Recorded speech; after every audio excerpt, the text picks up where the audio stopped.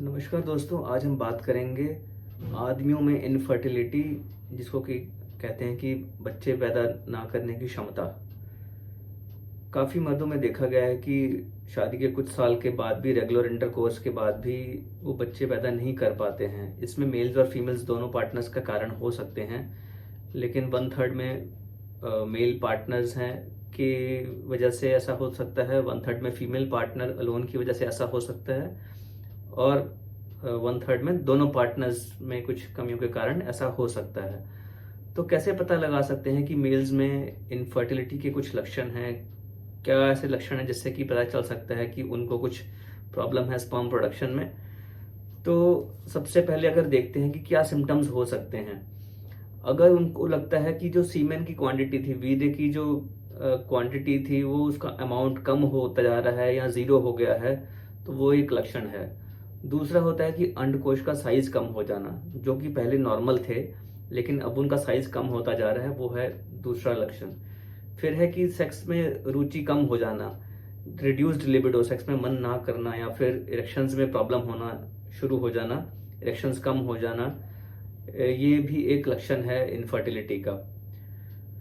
फिर होता है कि कुछ जो सेकेंडरी सेक्सुअल करेक्टर्स होते हैं, जैसे कि बियर्ड ग्रोथ है, बॉडी में जो हेयर डिस्ट्रीब्यूशन पैटर्न है उसमें कुछ बदलाव हैं अगर, तो ये भी इनफर्टिलिटी के लक्षण माने जाते हैं। जैसे कि अगर किसी को रोज बियर्ड आ रही थी, दाढ़ी रोज कर रहे थे, लेकिन आपको लग रहा है धीरे धीरे कि पहले जो रोज दाढ़ी करने की जरूरत पड़ती थी, अब वो 3-4 दिन में एक बार करने की जरूरत पड़ रही है, तो जिसका मतलब है कि जो मेल पैटर्न, जो हेयर ग्रोथ थी, वो कम होती जा रही है। तो ये भी एक लक्षण है इनफर्टिलिटी का।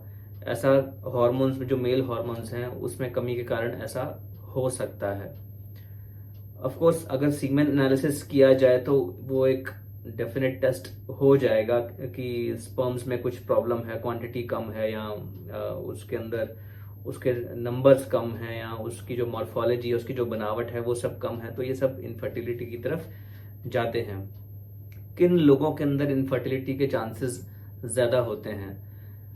जिन लोगों को टेस्टिस के कुछ सर्जरी हो चुकी है पहले, जिन लोगों के टेस्टिस में जो थे जन्म से ही नीचे नहीं आए, अंडकोश की तरफ नहीं आए, स्क्रोटम में नहीं आए, जिसको कि अनडिसेंडेड टेस्टिस कहा जाता है, या क्रिप्टोर्किडिज्म की भी कहा जाता है, इन लोगों में चांसेस ज़्यादा होते हैं। फिर जिन लोगों में हार्मोनल इश्यूज होती हैं, हार्मोन्स की कमी होती है, ऐसा इंटरनल बीमारियों के कारण भी हो सकता है, या फिर एक्सटर्नल फैक्टर्स हैं, जैसे कि कुछ लोग जैसे स्टेरॉयड लेते हैं, जिम सप्लीमेंट्स लेते हैं, या फिर कुछ हार्मोन्स चल रहे हैं उनको किसी ट्रीटमेंट के लिए, ये सब चीज़ों की वजह से स्पर्म्स में जो है कमी आ सकती है।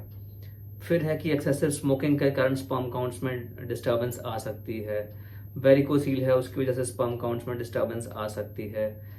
या फिर दोनों साइड की टेस्टिस में कोई सर्जरी हुई है, कोई दोनों साइड की टेस्टिस में कोई इन्फेक्शन हुआ है, एक्सेसिव अल्कोहल है, ड्रग अब्यूज़ है, इवन जो रोज़ अगर स्टीम या सोना बाथ लेते हैं उनको ऐसा हो सकता है। जिनको कि हाई टेम्परेचर एक्सपोजर में, ऐसी इंडस्ट्रीज़ हैं जहाँ पे कि फर्नेसेस हैं, जहाँ पे हाई टेम्परेचर्स रहते हैं सराउंडिंग में, वहाँ पे इन लोगों को कांस्टेंट हीट एक्सपोजर्स की वजह से स्पर्म काउंट्स में कमी आ सकती है। तो अगर किसी को कंटिन्यूसली ट्राई करने के बाद भी बच्चे पैदा नहीं कर पा रहे हैं, तो उनको फिजिकल एग्जामिनेशन करवाना चाहिए यूरोलॉजिस्ट या एंड्रोलॉजिस्ट के साथ। उनको सीमेन एनालिसिस करना चाहिए, कई बार हार्मोनल टेस्ट करने पड़ते हैं, हार्मोन्स चेक करने पड़ते हैं, फिजिकल एग्जामिनेशन करना पड़ता है, चेक करना पड़ता है कि टेस्टिस का साइज सही है कि नहीं है, अगर ज़रूरत पड़ती है तो अल्ट्रासाउंड भी करवाते हैं।